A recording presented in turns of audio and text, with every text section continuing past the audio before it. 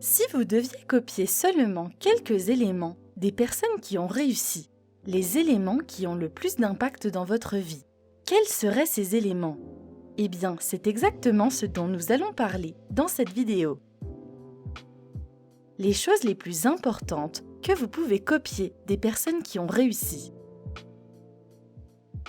Bienvenue sur Rich Mindset, la première chaîne de contenu qui vous dévoile tout ce que vous ne savez pas sur vous et sur notre société.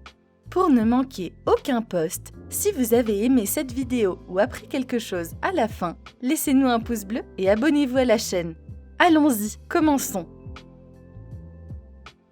La première chose à faire est d'acquérir des compétences solides. Réussir n'est pas une compétence et être entrepreneur n'est pas un travail. Cette vidéo n'a rien à voir avec le fait d'avoir des relations ou la carte de crédit de papa. Nous commençons donc par quelque chose que vous pouvez vraiment mettre en pratique. Vous devez être vraiment bon dans un domaine qui est facilement monétisable. Gérer une page de médias social n'est pas une compétence forte et difficile. C'est un job d'été pour un TikToker.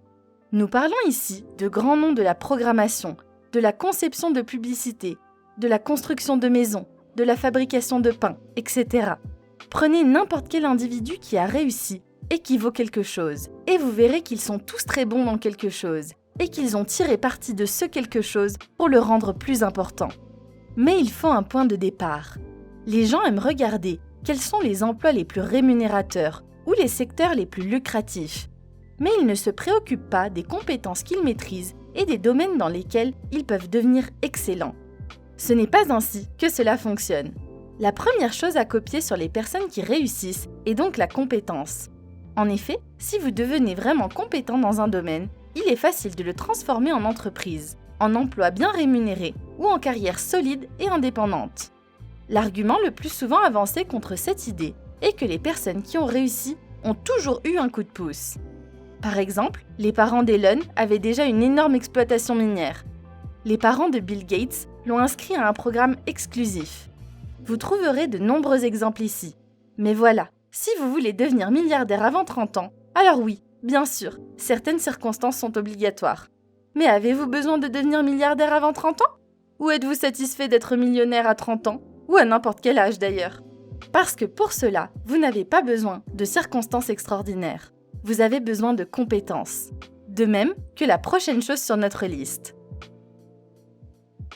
Deuxièmement, il faut être à l'aise avec les sacrifices.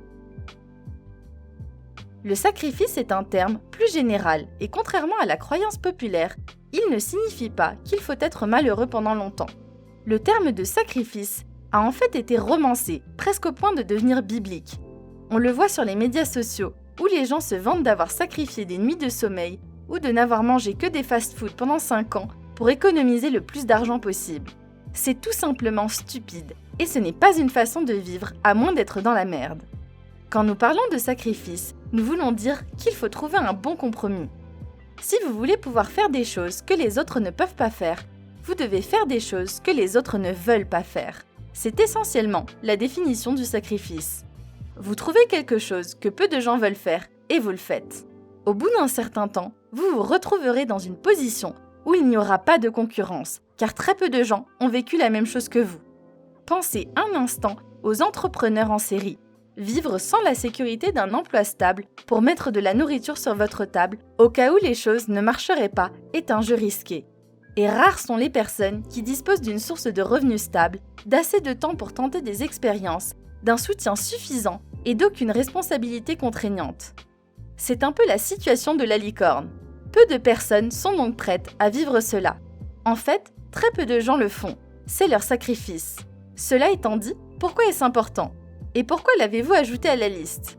Le fait est que, si vous voulez avoir une vie extraordinaire, vous devez faire des choses extraordinaires. Par exemple, si vous voulez vous sentir bien et avoir un corps superbe, vous devez faire des choses qui sortent de l'ordinaire. Personne ne soulève des poids parce que c'est amusant et relaxant. Et quoi qu'on vous dise, imaginez qu'il n'y ait soudain plus aucun avantage à faire de l'exercice. Vous pensez que toutes les salles de sport vont rester ouvertes? Bien sûr que non. Elles vont se fermer. Le compromis consiste donc à passer du temps dans la salle de sport et à obtenir en retour un corps plus fort et plus athlétique qui vous maintiendra en vie plus longtemps. C'est un bon compromis. Prenons un autre exemple, celui de l'argent. Si vous voulez une situation financière extraordinaire, vous devez faire des choses extraordinaires. Par exemple, apprendre quelque chose d'incroyablement précieux et le vendre au plus offrant ou créer une entreprise. L'un et l'autre requièrent des compromis à leur niveau respectif. Si vous voulez jouir d'une santé mentale extraordinaire, le compromis peut consister à suivre une thérapie et à revivre des moments difficiles de votre passé afin de les dépasser et de vous restructurer. Le fait est que si vous voulez quelque chose qui en vaille la peine, il y aura toujours un compromis à faire. C'est le sacrifice. Une fois que vous aurez commencé à adopter cette mentalité de compromis, vous verrez le monde d'un autre œil. Alors, comment pouvez-vous commencer à vous sentir à l'aise avec les sacrifices ? La première étape consiste à rechercher des compromis faciles pour vous. Par exemple, si vous êtes du matin et que vous vous réveillez naturellement entre 5 et 6 heures du matin pour une raison quelconque, vous avez environ 3 heures à sacrifier jusqu'à ce que la journée commence officiellement. Et vous pouvez utiliser ces heures pour faire quelque chose qui vous apporte un avantage supplémentaire dans un domaine ou qui vous tient à cœur. Ces heures peuvent être consacrées à la gymnastique, à un travail créatif ou à une promenade avec votre chien. Tout ce qui vous fait du bien. Vous disposez déjà de ces heures. Le compromis est donc facile à faire et c'est un bon compromis. Ou encore, disons que votre travail vous rapporte plus qu'il n'en faut et que vous disposez d'un capital excédentaire.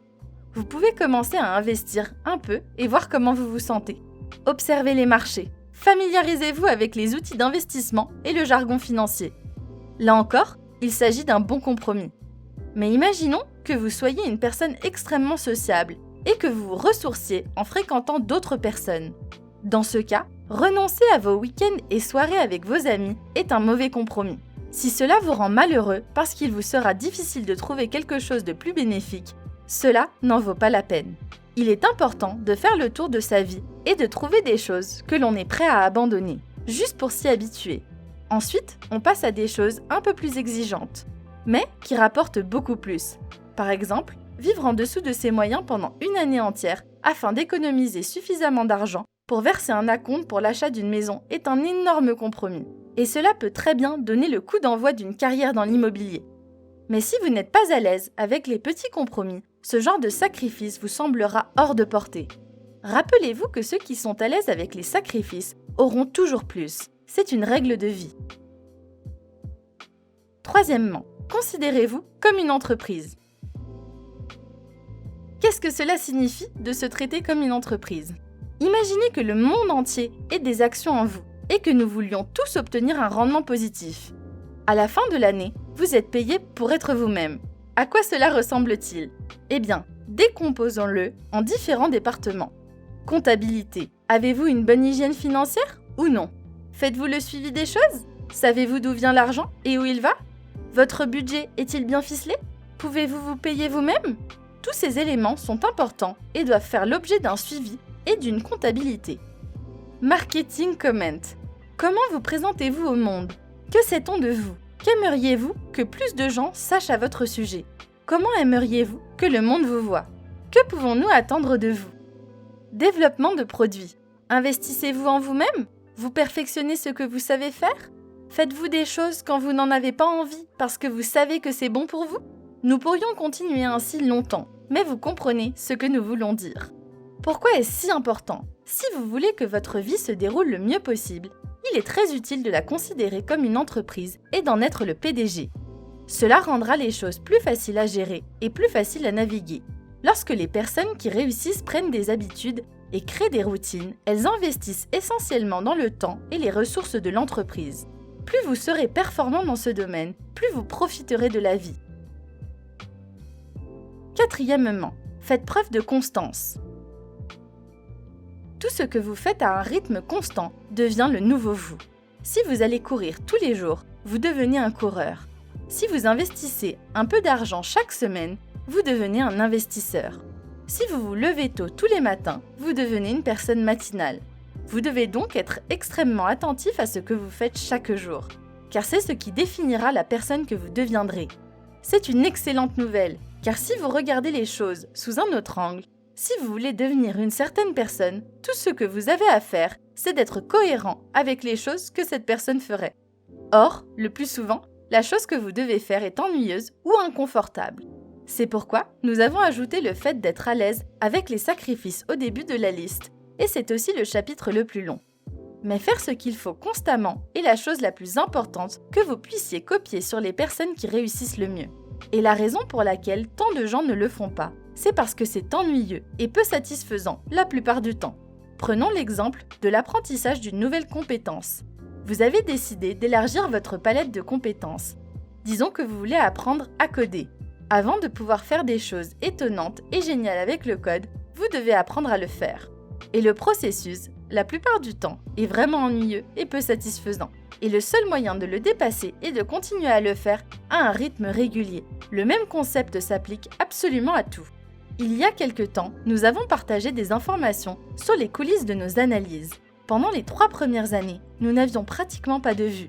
Sans parler de la monétisation qui nous permettait de construire les choses que nous voulions construire. Pendant cette période, les choses étaient plutôt ennuyeuses et insatisfaisantes, et la seule façon d'avancer était de continuer.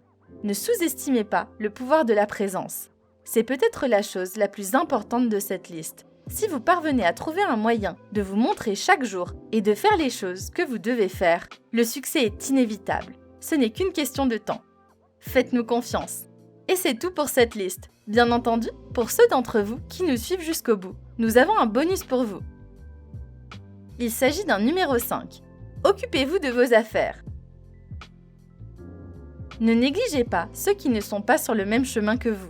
Et ne vous laissez pas décourager par ceux qui ne comprennent pas ce que vous faites. Chacun joue son propre jeu dans son propre petit monde. C'est important parce qu'il est facile de se laisser distraire. D'accord, vous avez peut-être des doutes. Peut-être que la pression des pairs est parfois un peu trop forte. D'autres vous font peut-être sentir bizarre parce que vous jouez à un certain jeu. Le fait est qu'il y a 1 million de façons de se laisser distraire et de se déconcentrer. Reconnaissez-les, mais laissez-les faire. Les distractions sont temporaires, mais vos propres affaires sont éternelles. Alors occupez-vous de vos affaires. On se revoit ici bientôt. Nous vous souhaitons une belle journée et nous espérons vous revoir dans la prochaine vidéo. À bientôt.